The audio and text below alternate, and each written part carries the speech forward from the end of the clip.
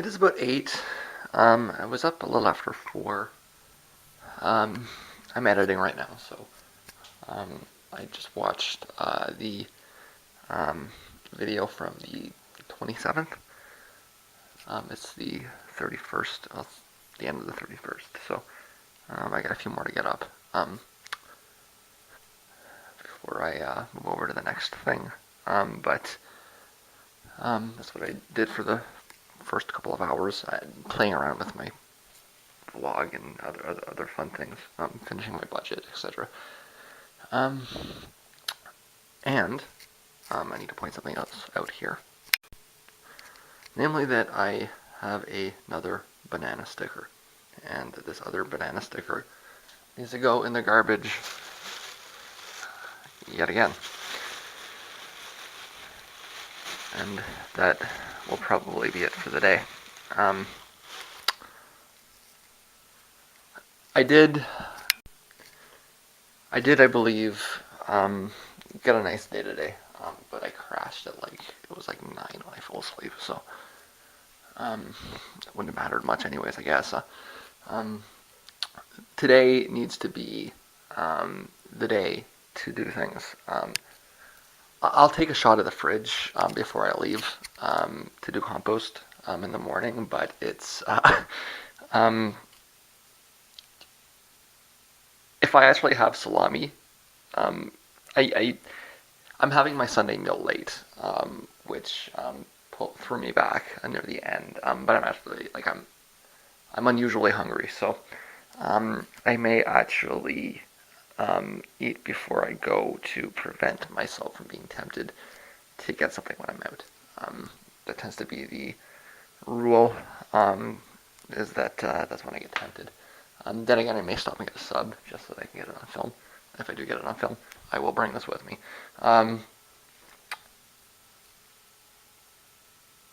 But it's going to be like, if I do that, the fridge will be pretty much literally empty. I'm looking at, I think, 4 eggs and some margarine, and the freezer's empty too. So this is a total. When I get the compost out, it's it's everything's gone. So I really need to get a big run today, which is good because I got the money in the bank account, and the weather's decent. Like I say, I believe it's about 10 degrees out, so I really could have. I don't think it rained at all, so I could have done what I wanted to do, but you know, it's fine. I can wait till the day. I made that choice. I got to deal with it, and it's not going to be this. It'll be like 5 or 6 degrees tomorrow, so it's not so bad. And I mean, I don't. They're saying it's gonna plunge overnight. I don't know how you get from 10 degrees at 9 o'clock to 2 degrees at 7 when you've got when the cause of the temperature increase is warm air moving in. It's a little too late in the year for that,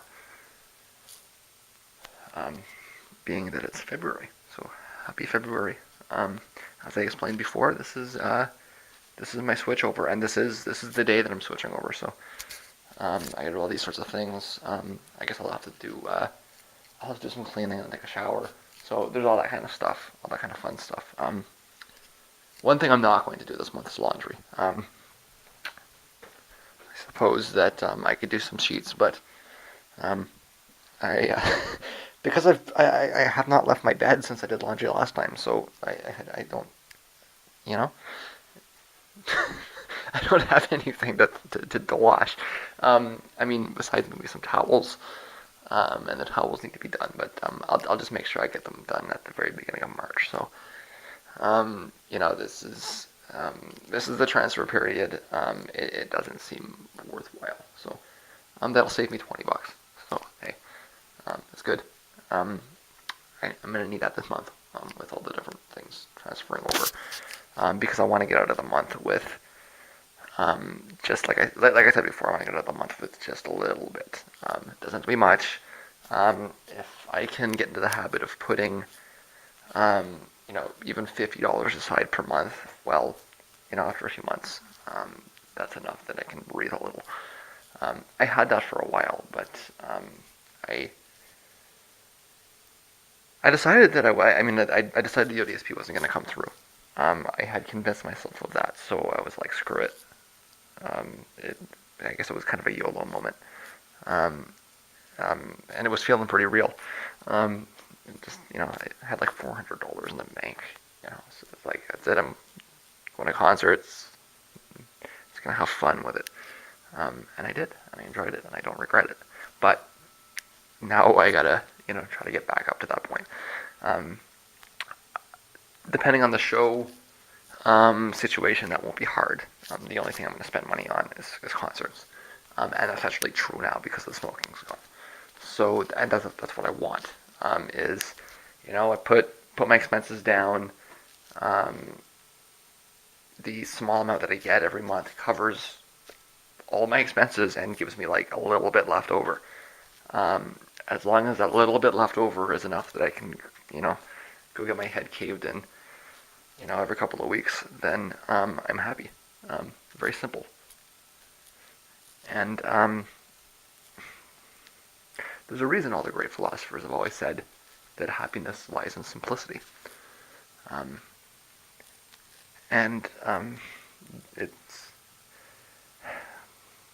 what we associate with success and intelligence in our society is what most of the um, uh, acknowledged thinkers of the past would associate with foolishness. Um, what I'm doing, we're trained. We're trained to look at me and call me a loser. We're trained to look at me and call me a failure. But I know better. I know that I'm happy. And I know that happiness lies in simplicity, and to an extent, happiness lies in poverty. Um, this is this is the thing that Marx was both right and wrong about at the same time. Um, he knew that happiness was a conditioned condition, to use very post-Marxist Pavlovian type terms. It's something that is um, learned, right? He knew that, and that's the ultimate root of the evil in Marxism, is this understanding that happiness is something that you learn. And if you twist what it is that you're learning, then you can convince slaves that they're happy. Um, and I said that was the great evil in Marx. Remember, I'm an anarchist, right? So I'm a socialist and I'm a communist, but I'm not a Marxist. But it's also very, very, it's very much at the core of our own economic system as well. This idea of happiness and consumerism. It's a very mild twist on the same theme.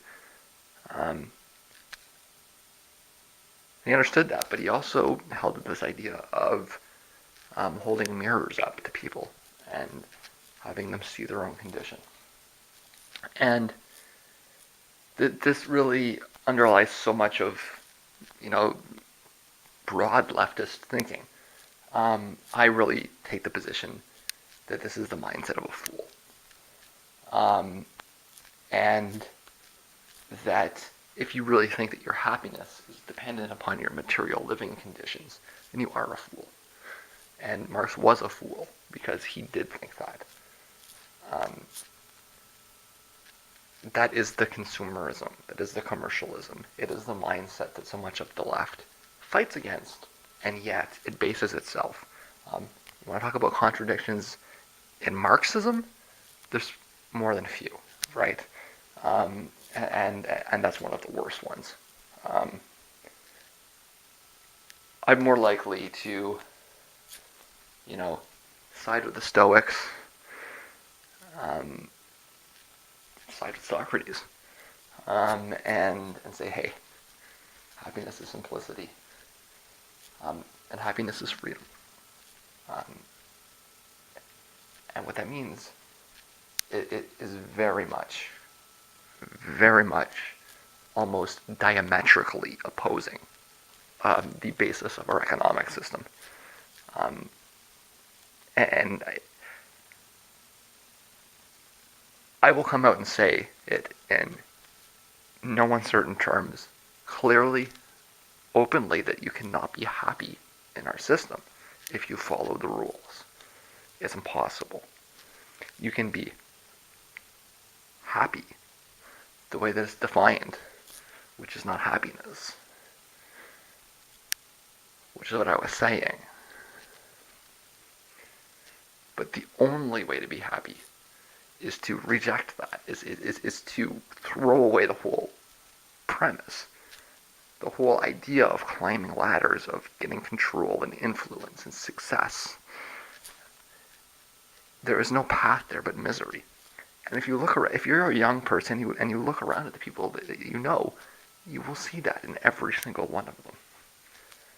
Okay, the people that our society claims are successful are miserable, without exception, every single one of them, because they're not free.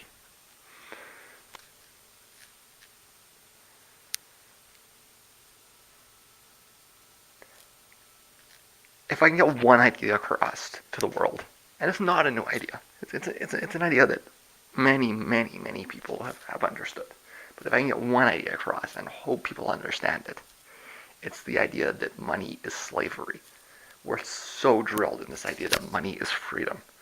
Okay? Everything from, like a bank commercial to a hip hop video, it's all assembled around the basic concept that this thing that enslaves you lets you be free.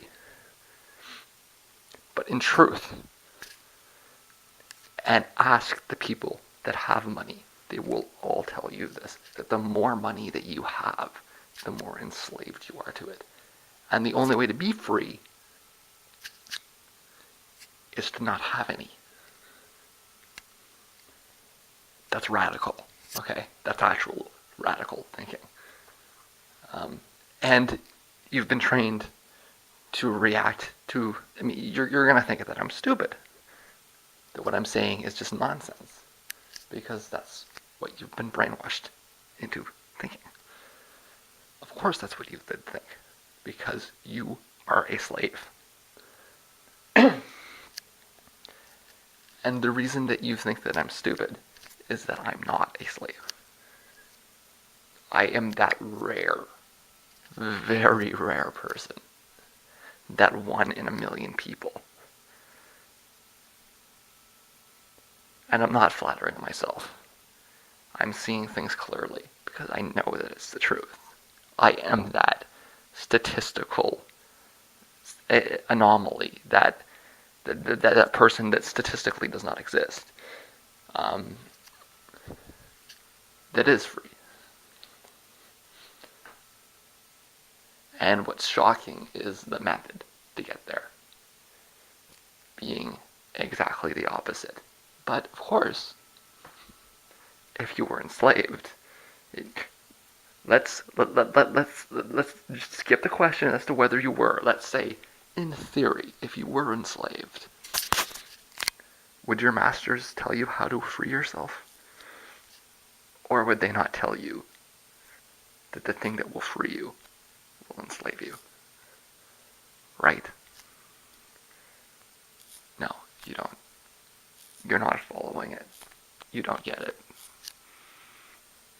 You might, in a fleeting moment, feel something, but it will be lost, and you will wake up tomorrow, and you will put on your $200 pair of pants, and you will think that that makes you better. You will.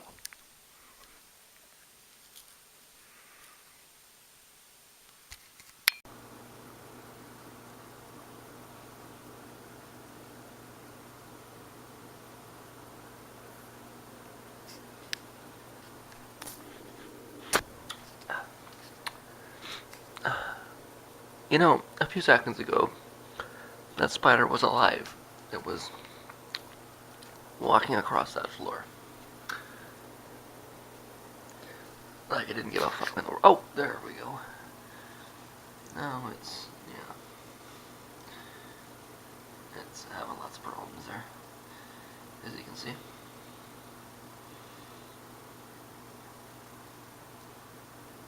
So what is happening to the spider? Well, it seems to have walked through some pesticide. It was on the floor, which has dissolved its exoskeleton, so it is literally melting.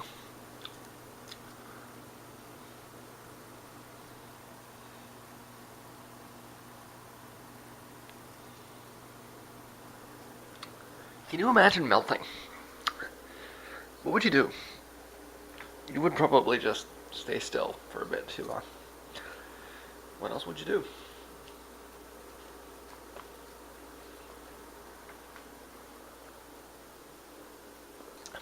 You probably wouldn't realize you were melting. That's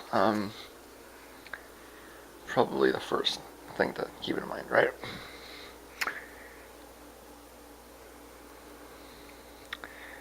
You would just feel very strange, especially if you were a spider and you lack any kind of um, conscious ability to think.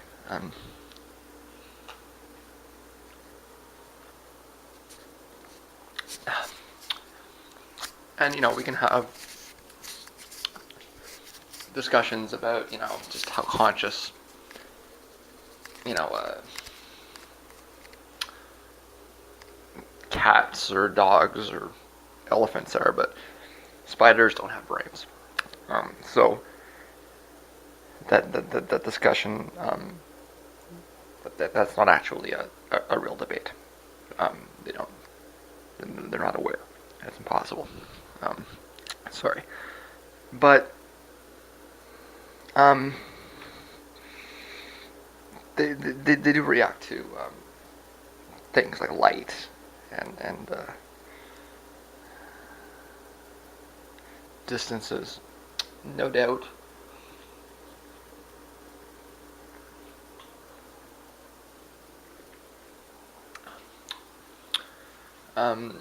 The feeling of your own bones melting from the inside out.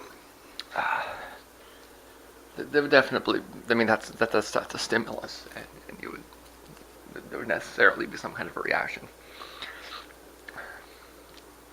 And it's hard to think like what other. At some point, you'd expect the arms to just start flailing, right? Like your nervous system would just go haywire. It would try to like escape, right? Because it would, like, what else would there be to do besides just try to get away from whatever it is that's melting you, right? You know, and the recognition that it's that you can't. I mean, it's not going to come from a spider to begin with. But even if it could, it would not be instantaneous. It would take quite some time to realize that you cannot run from your own organs melting. And then, if you have time before you lose consciousness, or you actually melt, whether it's because your head has fallen off of your torso or your enough arms have fallen off that the fluid that nourishes your cells is no longer functioning, you might realize it, that you're melting. That'd be horrific,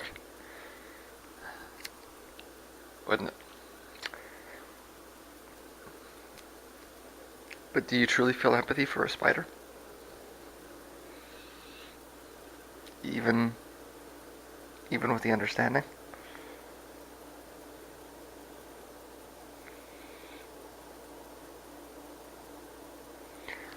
Would it really matter to you much if you thought it could feel what it's going through?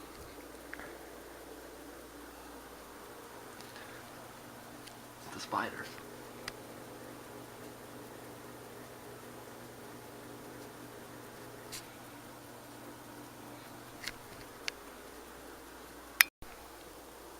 And there is my dead spider. Just melted right through. Um, Arms falling off and tangled up into an absolute mess. Um, I am not going to put that into the garbage. I am going to flush it down the drain. But we can see the effects of these pesticides that I have around the floor. Sorry, I stopped that prematurely.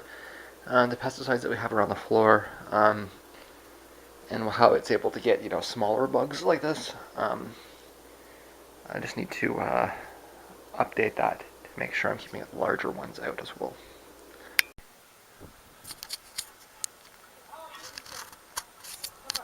To imagine that the Egyptians, who apparently only sailed up and down the Nile or into the Red Sea, might get as far as the Americas, perhaps sounds fantastical. But in some... See, perhaps it does sound fantastical, but maybe it's not the right question. So what is this documentary about? This documentary is about some drugs that were found in Egyptian mummies, nicotine and cocaine. Now, I want to begin by stating that I understand that the consensus is that the samples were contaminated, but this documentary is actually a little bit better than a lot of the other ones that I've seen. It does a relatively good job of explaining why that's maybe not the best answer. Science has this kind of issue, right? I mean, it wants to deal with evidence, but unfortunately, oftentimes, in many scientific fields, when you present evidence that contradicts a theory, then the evidence is wrong because the theory says so, which is not, it's not science, right? Science says if you find evidence, then your theory is wrong. It doesn't say that your evidence can't exist because it contradicts your theory. And you build theories based on evidence, right? It sounds very condescending, and maybe it should. And there are so many examples of this that it's just, and this is probably one. The reality is that there is plenty of evidence that there was tobacco and cocaine in the old world in antiquity.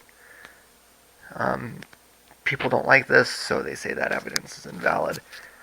But that evidence exists, and it's quite widespread, actually.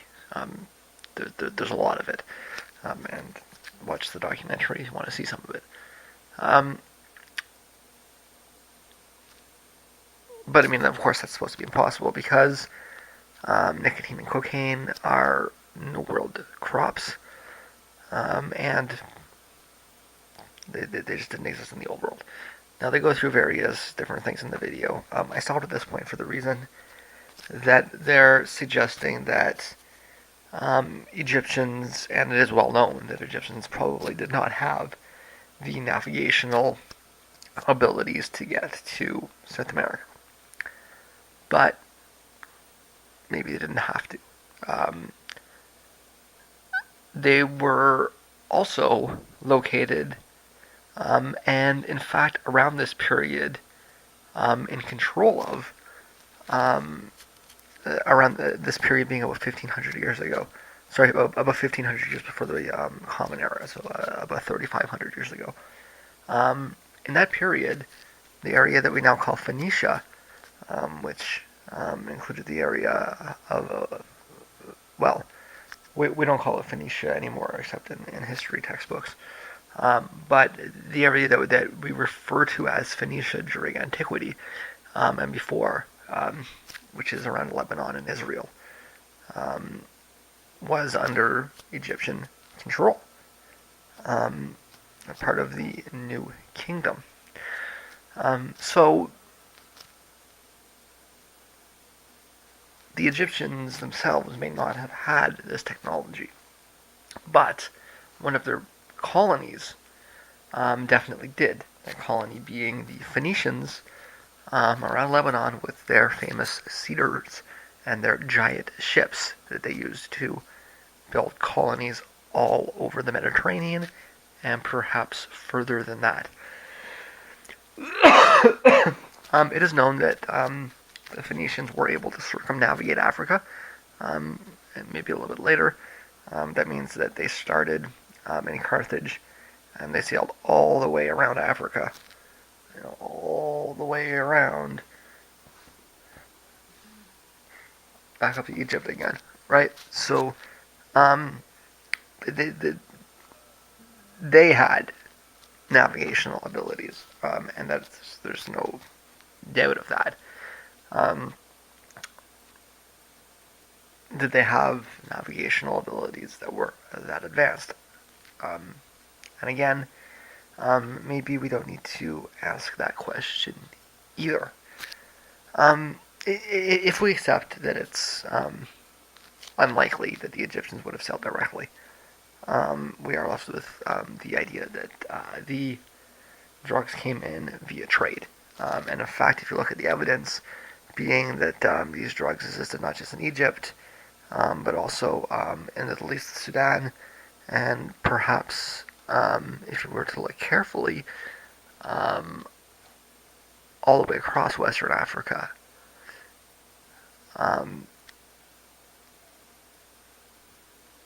you see that the real question you need to ask is whether there was land trade across Africa and just navigational abilities directly across the Atlantic Ocean.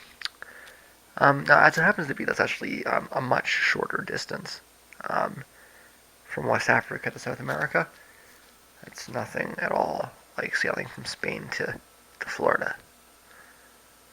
Um, it's more like sailing from India to Somalia, which never caused anybody any problems. Um, way back, right? Um, it's just not that far. Um, and so we can't be really thinking of this in the same way that we think of, voyages from Europe to North America. It's just not it's not even close in terms of distances, right? Um, so there's that. And number two, you also need to take a step back and realize that there was a time, it was a long time ago, but there was a time when the ocean levels were lower, and there was more land there, and the distance would have constantly been less. This was a long time ago. And I'm asking a lot of you to take 12,000 years and throw it in the memory hole. But if we can conceive of this idea, we start to come up with the idea of possible long-term trade contacts and massive levels of continuity um, across there. And so at that point, we're no longer asking the question, did the Egyptians sail from the Nile to the Amazon? That might be a little much. And instead, we're asking, well, was there a voyage across a much shorter Atlantic Channel at some point near the end of the last ice age? And then that no longer becomes such a crazy idea anymore.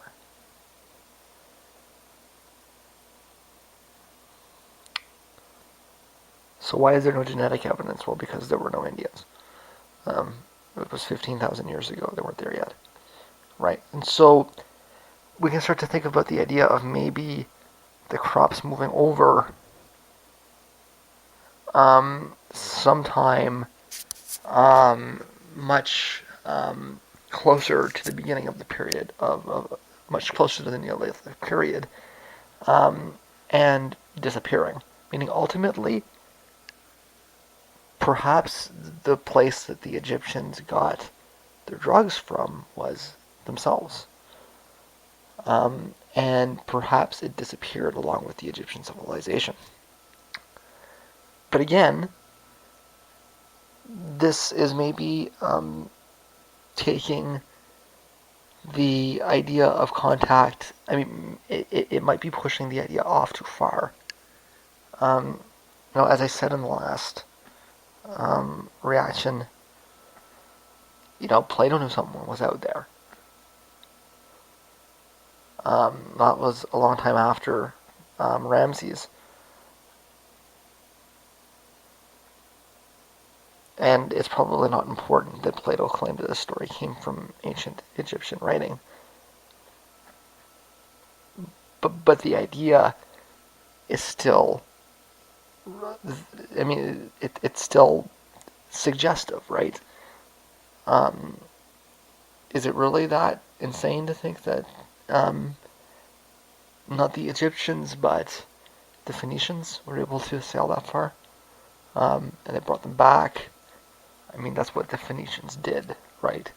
As they sailed out to other parts of the world, they got goods, they brought them back, and they sold them at a profit.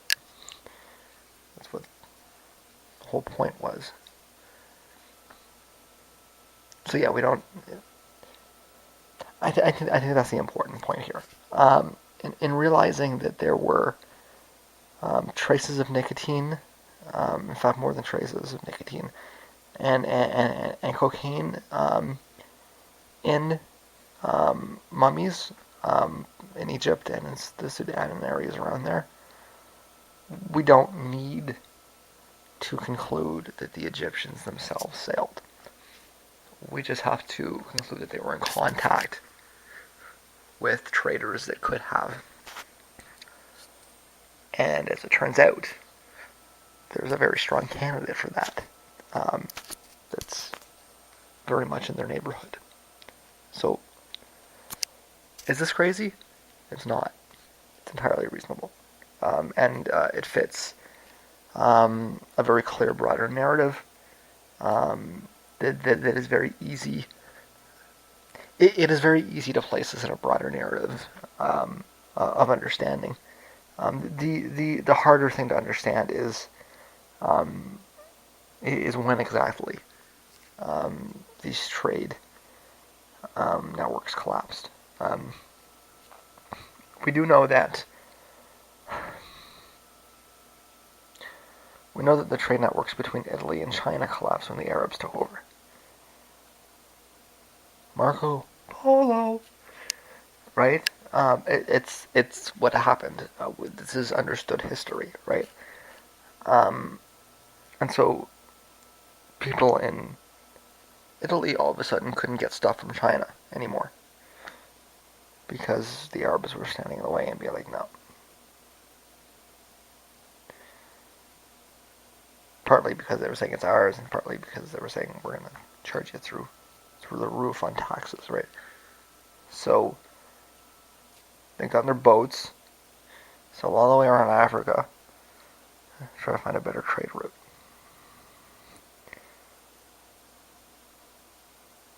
This was before anybody ever went to the New World, but remember that the reason they sailed across the Atlantic was because they were looking for a way to get to China, right?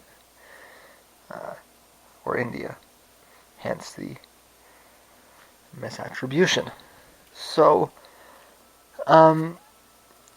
we see that there's a historical example that we can use and say, well, maybe there was a trade route there, and maybe something happened in Africa, like the Saharan desert, that made it a little bit harder for goods to get across. So that's another thing. Not only did those water levels come up, making the distance bigger than it used to be, but the Sahara Desert happened. 15,000 years ago, there wasn't a giant desert in the middle of Africa. It was actually fertile land. were crops of, at this point, unknown variety. Uh, could be grown and perhaps domesticated. Ah,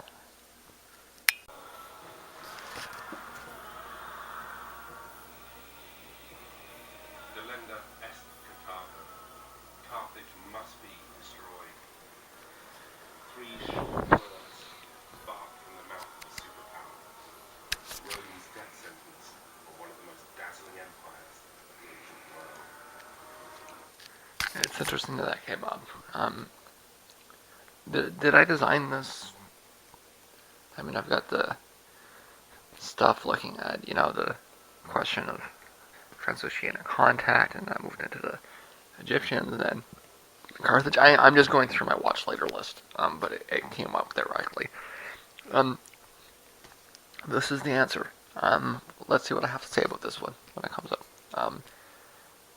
What I'll say before this starts is that the Carthaginians are. We have very few primary sources. If this is telling the story of the Roman Holocaust of Carthage, uh, and it was a genocide. I think the word Holocaust is reserved, but it's certainly a genocide. From what we understand of it, anyways, that is the right word to use.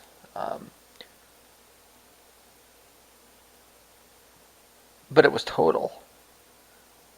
Um, the, the reality is that we don't know because the Romans destroyed it. Like we're not. When we think of one civilization conquering another, we think of ideas about continuity, right? So we could, just as an example, when the Germans conquered Rome, I mean, what we consider Rome, or we we don't have to consider anything Rome. The city of Rome exists, but when we consider Rome, the city. I mean, it's not like Rome is not a Roman civilization cultural center anymore. Rome is a German city. Spain is a German country. All of it, because everything about the society was torn down in the and built up again. But we don't think there was a genocide of Roman people. We remember the Roman religion quite quite vividly. We know the Roman language, quite important, but it ceased to exist. In fact, maybe I shouldn't be using Rome as an example of a colonized people. Maybe I should be. Well, let's compare, what Rome did in Carthage to what Rome did in Sweden. Um, we don't really have much of any remembrance of the Swedish religion either. But we do remember the Swedish language. We know the Swedish people. We have a little bit of an idea of what Sweden was like.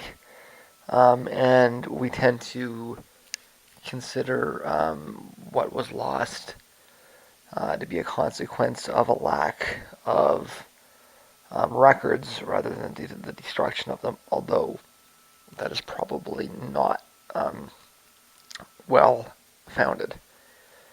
Um, in fact, maybe there's more parallels there than is obvious. But nonetheless, we consider these ideas of continuity, right? Cultures merging, cultures adapting outside ideas, modifying themselves, but that's not what Rome did in Carthage. What Rome did in Carthage was they burnt the city to the ground, they paved over it, they killed everyone that lived there, and they rebuilt a Roman city on top of it. If you can imagine that. It's more comparable to what um, happened, with the British and and the Native Americans. That's a better way to think about it. Except that we have Native Americans still amongst us. There are no Carthaginians amongst us. Um, there have not been in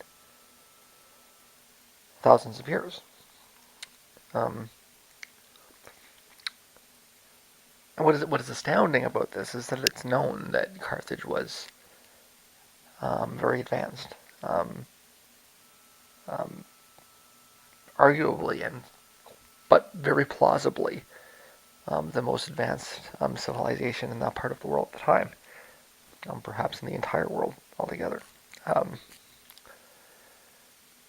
it may have been the most advanced city in the world in its period. There are, I mean, we talked about shipbuilding before.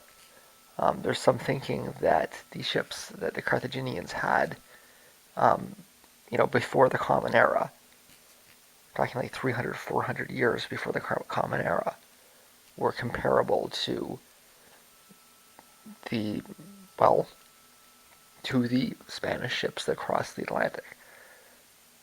Um,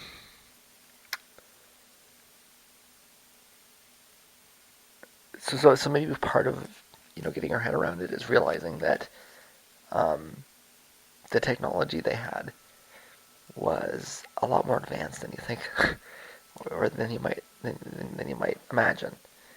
Um, it was really more comparable to post Renaissance um, European technology, as amazing as that is. And it really ought to force you to think of the Romans um, in rather cataclysmic terms. Um, I think maybe the better way to see, we're kind of fed this line about civilization, um, and it's kind of tied in to uh, the kind of Christian narrative um, about creation and destruction, right? So we look at the Roman period as though it came from nothing and it was destroyed in an apocalypse. Um, and that may have been how Romans saw things themselves, um, or at least did, 1,000 years into the project. But maybe the better way to look at it is to realize that, and there's certainly more than enough source material to come to this conclusion, that the people that the Romans conquered saw the Romans in very similar ways to the ways that the Romans saw the people that conquered them. Meaning that one should um, put the rise of Rome not, in the context of the creation of something, but in the context of the destruction of what came before it. That the rise of Rome was every bit as destructive as the fall of it. And that it put in place a dark age that the Romans themselves were never able to transcend. Um, the people that destroyed the Romans were able to bring us back to where we were before the Romans. But the Romans were never able to compete with the people that they destroyed. And I know that that is not at all the concept of history that we're supposed to accept. But who wrote that history? The Romans. So, of course, it puts them in the center. It puts their religion in the center. and the entire narrative is centered around their story and their religion. But it's wrong. And one of the best ways you can see how wrong it is to get as much of the story of Carthage as you can. If you can find this documentary, in fact, I'll put a link to it. It's very, very much worth watching. And I'm saying this because I do think I've seen this before. Um, I'm not sure, but I'm pretty sure I have. Or at the very least, I've seen many documentaries like this before. Maybe I'll find a couple of them and put them in. Um, but this, like I say, it has the potential to really, even if you think you know a little bit about how this history works, or you enjoy reading up about history and stuff, the story of Carthage is, or again, as much as we know about the story of Carthage, is a real epiphany creator.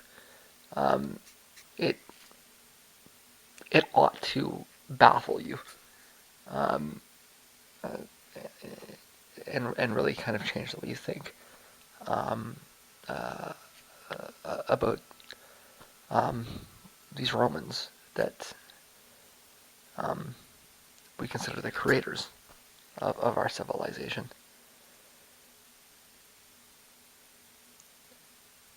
You know, and again, I mean, a lot of it's.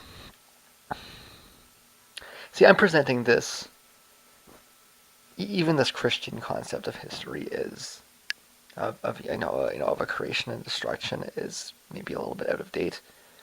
Um, maybe looking at more of this Hegelian concept of progress, right? Of things getting better and better. Um, I think they're both wrong.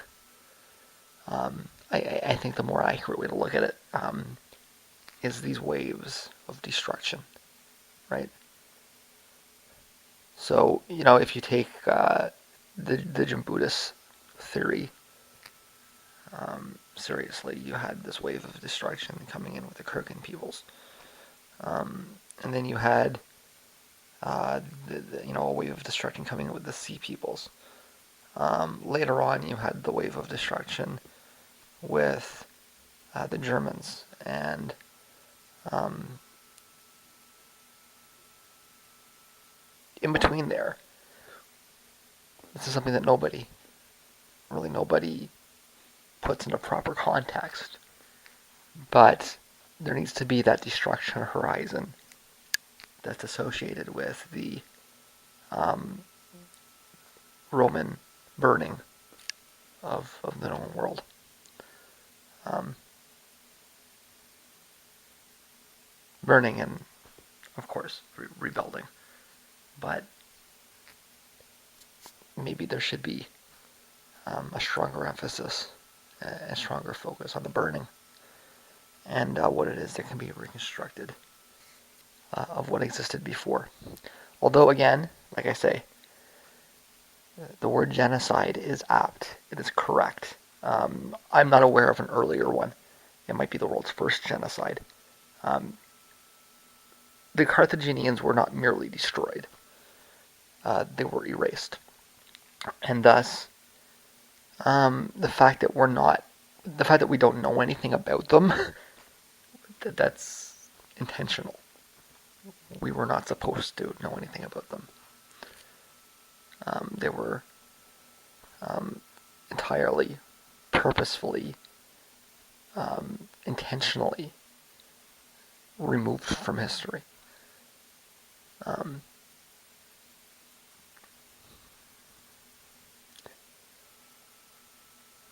Again, it's a different. Evidence is more important than theory, and theory should reflect evidence. Um, I'm sorry to be condescending, but it's necessary to point that out. Unfortunately, over and over again, and I no doubt will as I'm going through these videos. But yeah, watch this; it's interesting. So it's about 5 o'clock, and I'm actually a little bit low on batteries today because of the power outage the other day. It kind of backed me up a little bit. So Um, I'm going to need to be a little bit. I'm not going to be able to bring a backup with me. I may need to be a little bit more careful. I may, unfortunately, end up buying fresh batteries when I'm out if I have to, which I don't want. So these are relatively fresh. Hopefully it's enough. And hey, trying to think, when did I put those in? Um,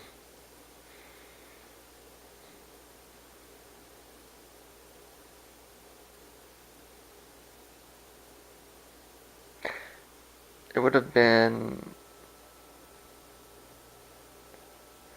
It would have been well before I swapped them, anyways. I remember that because it was running. So if I'm lucky, I might even be able to pull them out. Well, I will take them with me one way or the other.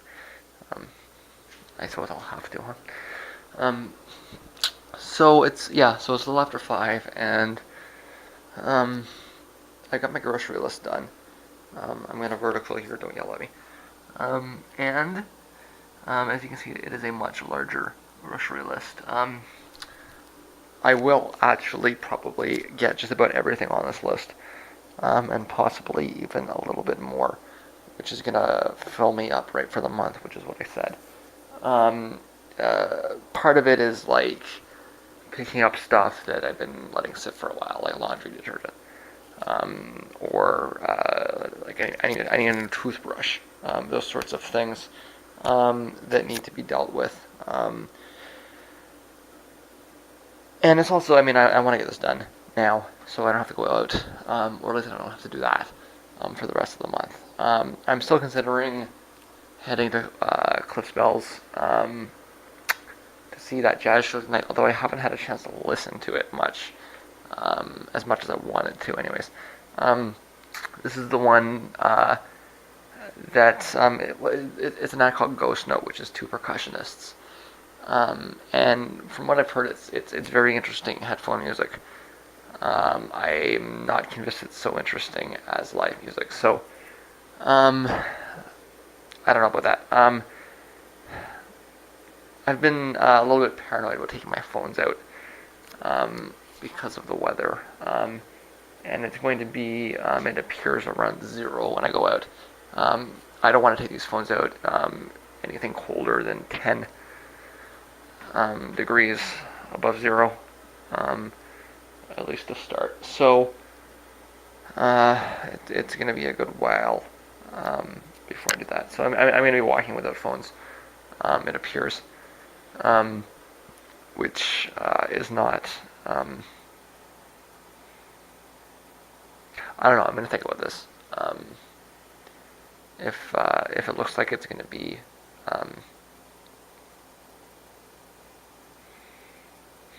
above 5, anyways.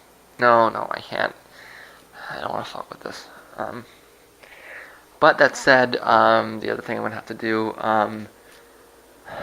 is send out a check for um, my Sennheisers. I was going through some email, and it turns out this is gonna cost more than I thought. Turns out the replacement cords are like $40. I thought it was only like $10. So that's a lot more than I thought. Meaning that if I'm gonna get two, it's gonna be something more like $100 with shipping. Um, that's fine. It's just I'm gonna need to wait a few days to clear my budget through before I make that choice. Obviously, I don't want to do this twice, right? So um, that's got to work itself out as well. So I think if I just put everything else dealt with, um, I just need to prepare myself for the walk. I think I was just more being paranoid. It's really actually not so bad, is it? I think through looking carefully, I've got like one really bad thing growing under here, um, and the rest of it is just more like I need to back off. I'm talking about exfoliator. Like I'm not. I used to use like um, it was like a soap with a sand built into it, right? And it actually it worked quite well. I never had issues like this for years. So I just need to pick something like that up, and taking a closer look, I think that'll probably um, get rid of just about everything else, both by preventing it from getting stuck and by just cleaning up the pores. So it's a little later in the day than I wanted it to be. Um, about 9. Um, Normally I would be out of here if I was doing a compost run around 7, but I actually wanted to wait for the temperature to come up just a little. Um, I'm always worried about the top of my hair. Um, I'm not losing hair. My mother has a hairline that's like as much as that. Um, it's not a comb over. It's just I'm Scandinavian, and that's what Scandinavian hair looks like. We don't have this like we all have high hairlines like that. It's just how it is, right? So um, maybe it was harder to scalp us at some point, um, and so we survived. These are the types of things. I mean, I can't think of any in kind of reproductive benefit that a high hairline would have, but um, so be it. I don't. I'm skeptical of these ideas. Like you'll have blue eyes because the sun. It's just drift. It's just drift. There's no reason you have blue eyes. It's just genetic drift. Deal with it. You know. There's no reason I have brown eyes. It's just genetic drift. Um, in some cases, some of these traits may be connected to like it might be on the same gene as resistance for malaria or something, but most of the time these kinds of things are just completely meaningless. And if you're looking for a reason for it, you're either an idiot or you're a racist, which means you're an idiot, so you're an idiot. I don't care how many letters you have beside your name. You're an idiot. Deal with it. So yeah, I just need to wait for my hair to dry a little bit. I waited because I wanted the temperature to come up. Because I want to go out with my headphones. I don't want to walk. I mean, it's too far to walk with it. I'm sorry. I need sound. But I'm just about ready to go. I want to get. Um, well, I'm up on. This is going to be 2 days. It's pretty clear. I won't get back until like probably afternoon, and I gotta sleep. So um, it's a pretty good chance that I'll wake up on the 2nd. So I gotta do the one from what was yesterday, which is the 30th. Um, I want to get that going because it's going to be a longer one. So just like have it out, and when I come back, it'll be done, kind of thing. Because the vlog, I mean, I don't know if you realize this. Editing it doesn't take so long, but rendering it takes about 3 times as long as the length. All right, so if I have a vlog and it's an hour long, it's gonna take like 4, 5 hours. I said 3, but like it's more than 3. It's gonna take like 4 or 5 hours to render. If I have a 20-minute vlog, it takes over an hour to render, right? So, and the way the machine is set up, it's in a virtual machine and everything else. I can't really do much with it. Once I get out of this archiving, binge and I'm off into the other machine, things will ease up a bit more because I can, edit after supper and then go off into the other room and do what I'm doing, right? I don't have to be sitting on that same machine doing everything and waiting and everything else, right? So, in fact, that might happen sooner than later. I might finish the archiving on the other machine as well. So, all of these things, it's going to be a big grocery run. So, um, um, and I'm gonna wear my jacket. Like I said, I wanted to warm up a little bit, but it's not going to. It's not cold out, but the major reason I didn't wear my jacket before was because I didn't want to smoke in it. I'm not smoking anymore, so I'm gonna put my jacket on. I still don't like my jacket. Be clear about that, but what do you do? Yeah, I'm going. So that is more along the lines of a normal compost run.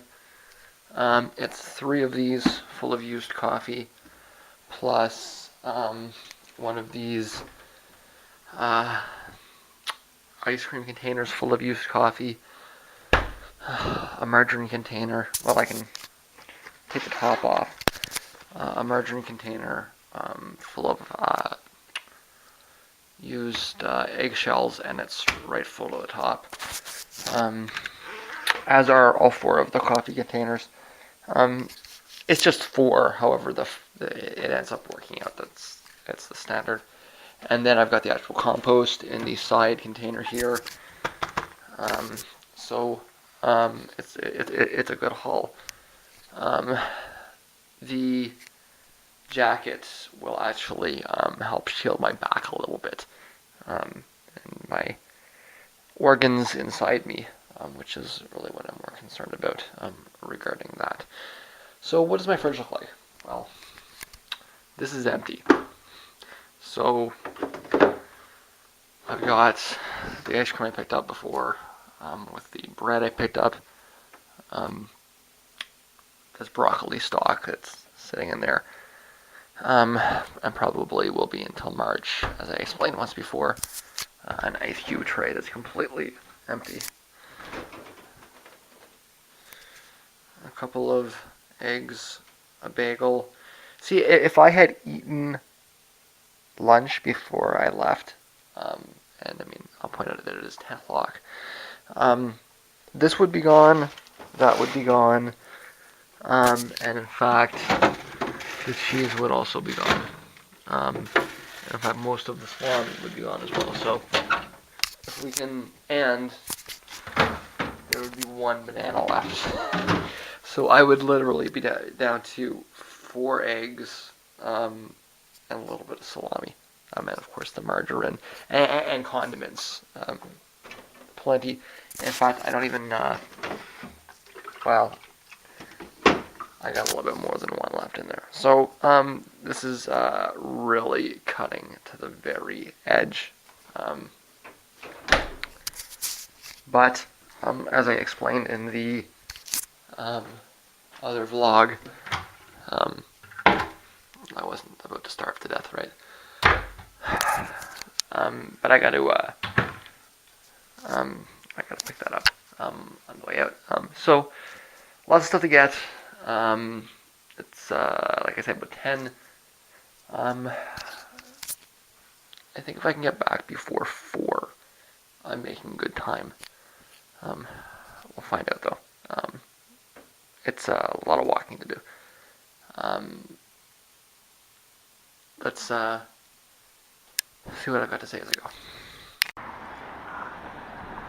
There's no smoke break today, which is of course a little bit different. Especially like I can't walk quite that distance with all that stuff on my back. I would need to take a break. So last time I was down here, I mentioned I stopped at the Timmy's that I stayed at for like 3 days, but then I forgot to. I just walked up around that intersection and off. This is that Timmy's. I was sitting right there in the corner for, like I said, about 3 days. They, like most coffee shops nowadays, it's free Wi-Fi here, and that's what I was doing. So there may be 1 or 2 of you that actually read that. Certainly it'll come up when I get there in the ultra reality. So if this doesn't make sense now, it might make sense 20 years from now, and I'm going to try to avoid saying that, but it is certainly true right now. That was, like I said, I wish I had the camera at that point. But anyways, I'm going to stop and have a coffee, sit for a little bit, and then keep going. So I got the compost dropped off. I'm guessing it's maybe a little bit before noon. Actually turned into a quite the nice day. Very nice, bright. Considering it's February, it's quite nice out, temperature-wise. It's one of those days where the sun comes down, it warms up, and then cloud comes over and kind of cools down. nice day to walk in. I'm glad I brought my jacket though. Anyways, heading back to the Walmart. Gonna check to see what they've got in terms of food. I don't think I'll buy anything there, but I'm here, so I might as well stop and see. So I am done in the Walmart and ended up buying things in bulk that I would normally not buy in bulk. So I spent a little more than I wanted to, but you know, that's why I did this first. So I'm heading out around the corner up to store number 3. Actually, will be my next stop. I want to like Caesar dressing and other various things. The one big pickup here was I did find some strawberries here. They're frozen, but they were actually cheap, and there's a lot of them. You know, those little containers you normally buy are about 450 grams. If you buy them in a frozen package, it's normally 600. I got an 1,800 gram package, so three times as much for the price of really one. So that was good. But I'm out of here. So I'm walking out of store number 3, which is 2 today, but normally 3. I didn't get much there. Some pineapple, some Caesar dressing. I got into the habit of coming out of here because... What are those, rabbits?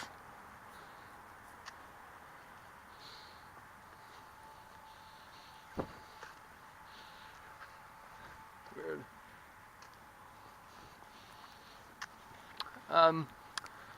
I got in the habit of coming out here. It's almost like coyotes. I can't see that far. I'm not saying anything. And I'm not getting close either.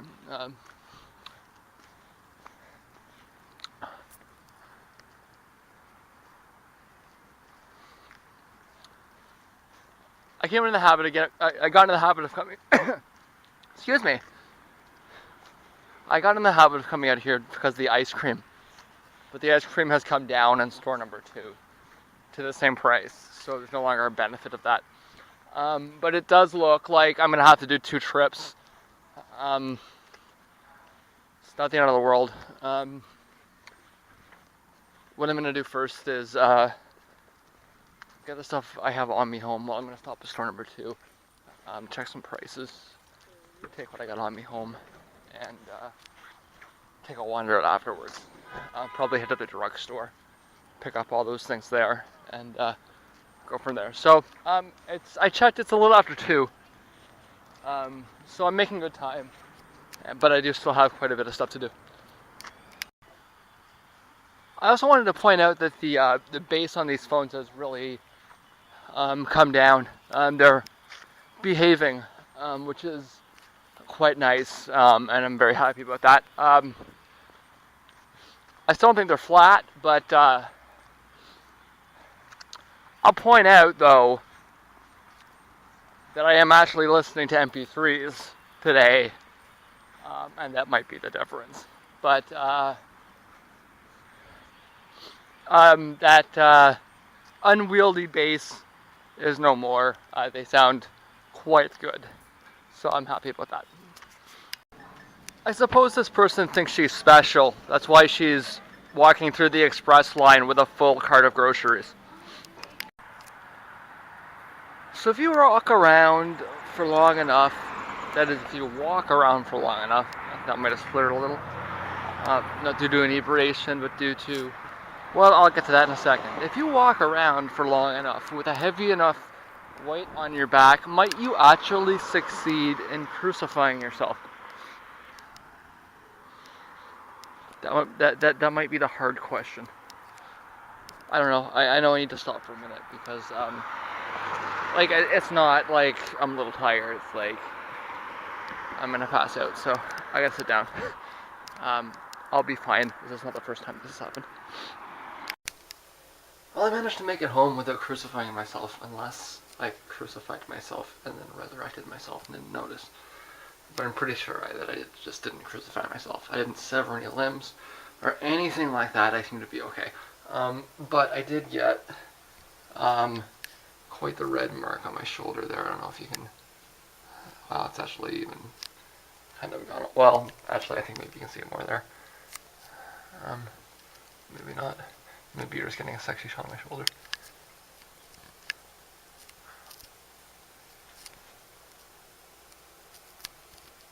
Look, I could be Caitlyn Jenner. No, it's not there. Maybe in better light, but it's quite red. Quite a bit. Um, and while none of my limbs are severed, a couple of them feel like they're just about there. But I'm not done yet. I gotta go back out and make probably at least 2 more trips. It is at least a full day here. I give myself props for that. Although the day is, there's still lots in the day. So what the hell was so heavy then? I'm actually not even sure. The only thing I added in my last step, my last stage, was all of this cheese. I buy the cheese all at once, in bulk, and there it is. So this isn't that heavy. I mean, it's not light. It's 6 containers of cheese. In fact, I can. That's what it is. Yeah, so that's it's almost 3 kilograms. Okay. But I mean, even 3 kilograms, maybe 3 kilograms on top of whatever else. What the hell? Well, the bread had been in there for a while, and I gotta stop doing that to myself. Squished bread. See, and it's worse than that because I'm gonna put that in the freezer, so I gotta figure out what to do with that. I got some pineapple, some more pineapple. See, I didn't add much to stop too either. All I added was that, the bread, and the Caesar. That's it. That was store number 2. Well, store number 3. Store number 2 today. What did I get at the Walmart? See, like I got like that's a lot of J-cloths. In fact, considering that I use exactly 1 a month, having 50 means that I'm good for 4 years. Yeah. Like the same thing. Like I'll use 1 of those a year, kind of thing. But I needed to do it. And again, I will use exactly 1 of these a month. So that's 4 years. And you get the point. It was just stuff that was like, had to be done. They also, I bought 2 mustards, but they charged me for 3, the bastards. Along with the salsa, some mayo. See, I got 4 toothbrushes. It was on sale, so like I saved money in the long run, but in the short run, it was a little bit more. Toothpaste. It's just like stuff that's necessary. And this is my mega bag of strawberries, which I hope is okay. Considering that if it is okay, yeah, bag of strawberries should last me the whole month if it has to. Although it's half thawed. And you know what? That might have been a factor too. Just the fact that stuff gets heavier when it changes state like that. Okay, so yeah, it was probably just the culmination of things. It just eventually kind of gets on you, right? I got to do something before I go back out. I don't know. Lie down for check my email or something. I can't go right back out. But it can't be too much longer either because I got to get some salami. In fact, I pretty much got to go right away. So I'll be back out once I get the stuff away. Like I said, I did make it home okay. And I got as you can see, really not that much. I put most of the stuff off for the food basics, which means we're coming back with a shopping cart in a few minutes. So this is trip number 3, and I am in fact bringing my cart back. This is not the first time I've done this. With this particular cart, it's a dual-hand job. One of the screwy ones here.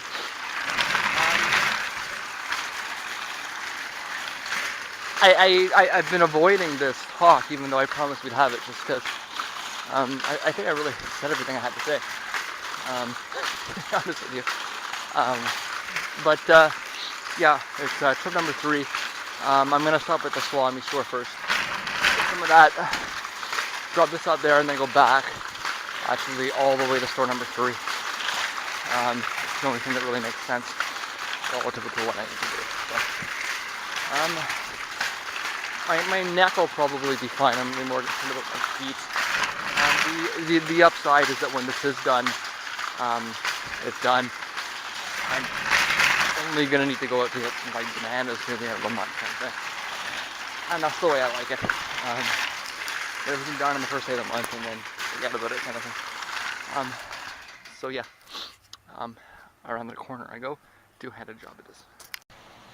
So I had a slight change of plans, and it didn't, hit me until like halfway, until I was on my way out, that it might have been something I should have filmed.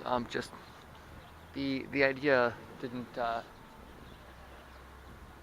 See, I'm so aloof that I don't even realize that it might be considered a little bit disrespectful to bring a shopping cart from one store into the other.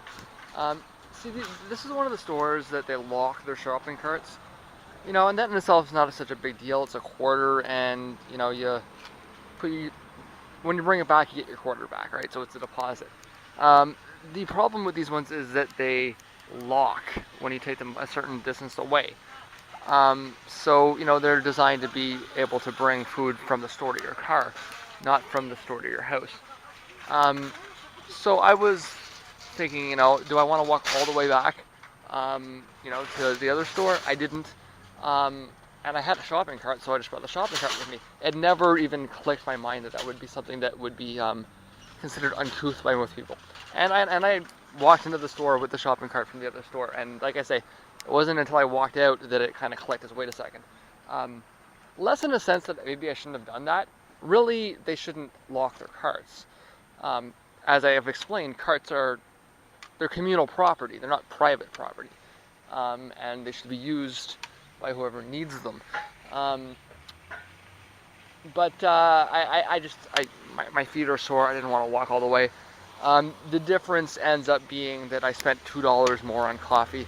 I think my feet are worth more than $2. But I'm now walking home with the shopping cart, and of course I will bring this shopping cart back to the store that it belongs to after I get home and drop the stuff off. This will allow me, of course, if I had walked with my bag, I wouldn't have been able to bring that much stuff. Plus, I have 3 cartons of eggs in my knapsack. It's just a question of how much stuff I can bring back with me. Just basic, logistics, right? So that's what I'm doing. And like I say, it didn't even strike my mind as an unusual thing to do. So the sun's come down pretty much all the way. It'll get a little darker, but not much. I'm guessing it's around 6:30. I just want to stop and take note. I'm a few blocks from home. That's the road with the salami store on it right there. And then it's about 2 roads up and 2 roads the other way. I want to stop and take note of the fact that the walk became a lot nicer when the sun did set. I made a note a little earlier about enjoying the sun as those moments of sunlight, but I've been walking for 8 hours straight.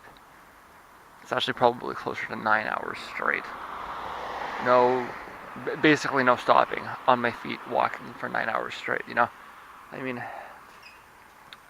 when somebody who smokes, at least a half a pack of cigarettes a day comes and tells you that their doctor tells them that they've never seen somebody that has such a healthy heart and lung system, well, a person must be living a pretty hard lifestyle in terms of what it is that they're pushing their body to do. Um, for you to be able to go through, the horribleness of smoking and not only have it not affect your organs, but actually have your organs come out unusually healthy, um, uh, unbelievably healthy apparently. Um, there must be some lifestyle aspects, and that's what I was trying to get across. The doctor immediately jumped to diet. What's your diet? Blah blah blah. Um, I think I forgot to mention that I smoked at that point. I mentioned the first time I was in, but only like the second time I talked to that doctor. Um, and I just kind of forgot to mention it. But it's not, you know, like don't eat too much, obviously. But I mean that's not why. It's these 9 hour days worth of walking. Um, and maybe you have to exist in a northern latitude to appreciate the sun coming down in February. Um, Although it's not February weather, again I will remind you, it's a few degrees above zero, so it's just above freezing. Um, if I say it's just above freezing, even people with irrational temperature systems will understand what I mean. Whereas everybody in the thinking part of the world will understand what I mean when I say it's a few degrees above zero. And that it's crisp. Um, you actually even want to take your hat off, which I have done, and enjoy the crispness.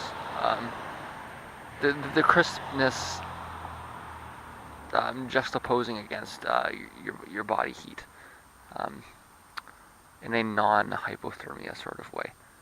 Um, if you see me take my clothes off and run down the street, well, then you need to get worried. Although, of course, you wouldn't be able to see me do that unless I found some kind of drone, in which case you'd know I was completely full of shit. Like those other people that use drones and are completely full of shit. And you know who you are.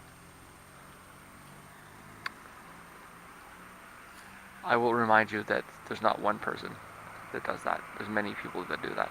And they're all full of shit. It's like the whole world is full of shit. But I was talking about how I was actually enjoying my walk. Um, and the air that's coming out as the sun comes down. Just that it's calm, right? If it was windy, it would not be so pleasant. But this calmness, this stillness in winter, it's that time of year. Even if there's a little snow coming down, if it's still, it's quite pleasant.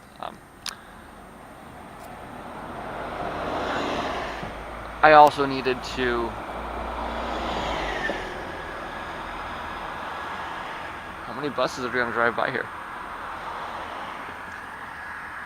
I'm wondering if I'm standing on a sinkhole sometimes.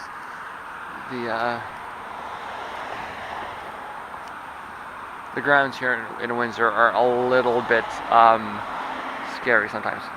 But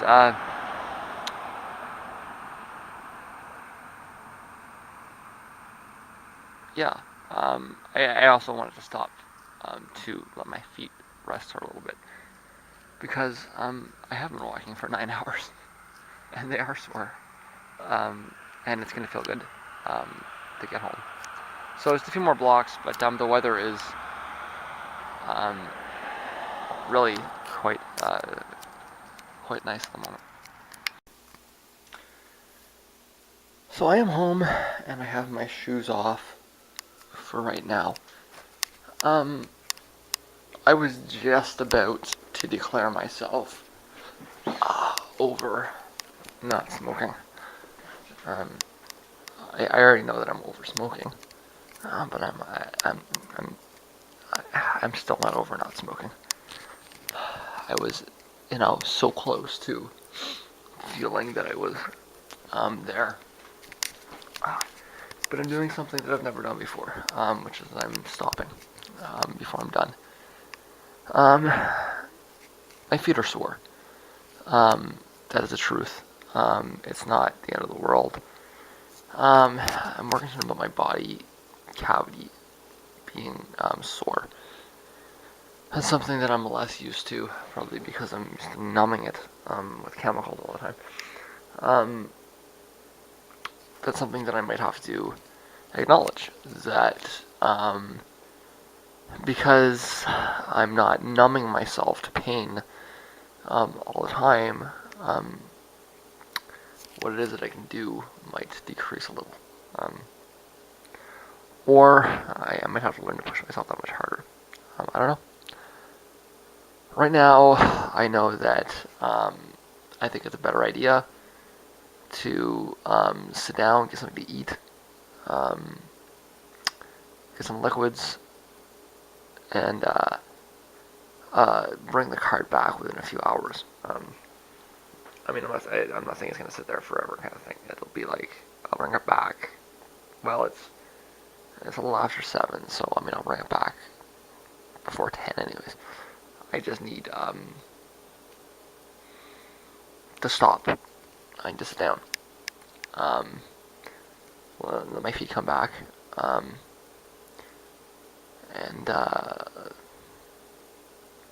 let my body cavity build itself back up. It might even be the temperature. I don't know. We'll find out. Like my feet are very sore. Um, but you can see a big difference there. Um, so things were accomplished today, certainly. Um, there is no bacon in there, but figuratively speaking, I've even got extra copies of condiments. That's really taking an extra mile. Why? Um, the idea is just to ensure that I don't have to go out again for the rest of the month. That's it. Um, will I have to go out again for the rest of the month? Probably. But not. Well, definitely. Um, we'll need their. I'm just lying down because of my feet. I can say with certainty that I will eventually need to buy some bananas. You can only buy so many bananas or they will go rotten. I can say with certainty that I will need to buy some bagels. And I think it's likely that I will need to buy some chocolate soy milk for the coffee.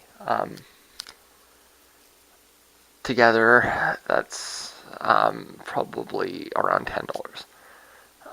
Otherwise, I do believe that my grocery shopping for the rest of the month is done. That's something will come up, right? I'll walk in somewhere and they'll have fresh strawberries on sale for $1.50, and I don't know how to buy it, right? And I'll leave the frozen stuff in the freezer, something like that, right?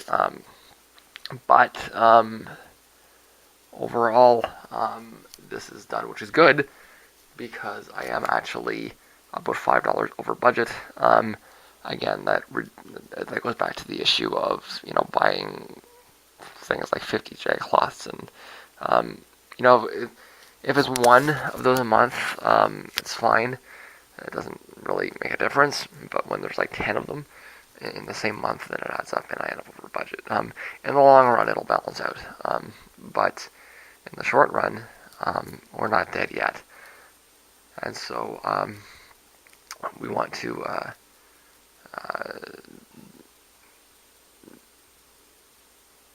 deal with these things as they come up, rather than have them fester and you got to deal with them afterwards, right? You wake up one day and you say, "Shit, I have no paper towels." As your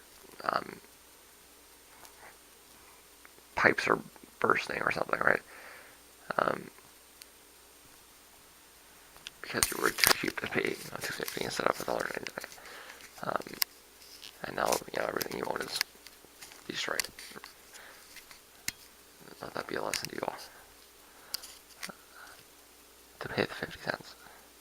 Unless, of course, you know that it's going to come down, in which case you want to shake your fist in the air and call the owner a bastard. That's the correct response to that situation. I got a full day in. I'm proud of myself for that. It's still not like a long day, but it's 27. It's not even a full day. Jeez, I said I was gonna declare myself over smoking, and then I look, and it's not even a full day.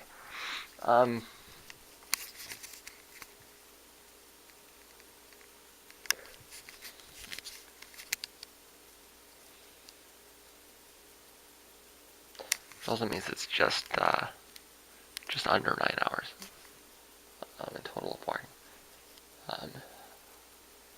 Just under. Very close to. I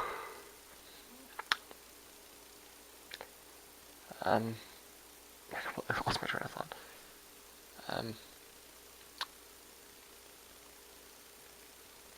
Yeah, so I'm pretty sure it's just about done for the month. Besides those little things, which will allow me to focus on the other things that I want to do this month. Regarding the exfoliating, I'm gonna hold off on it for a bit. I was thinking when I was walking, just because I want to try more manual means before I jump to chemicals or. This was specifically a sand, and it was meant to be natural, and it did work. I can't complain with it, but I want to try a few other things before I jump to that. Just because I don't. I mean, if you have a towel, is that any less effective than sand and soap? I don't think so. I'm really, to be honest with you. Just do the experiment and find out, right?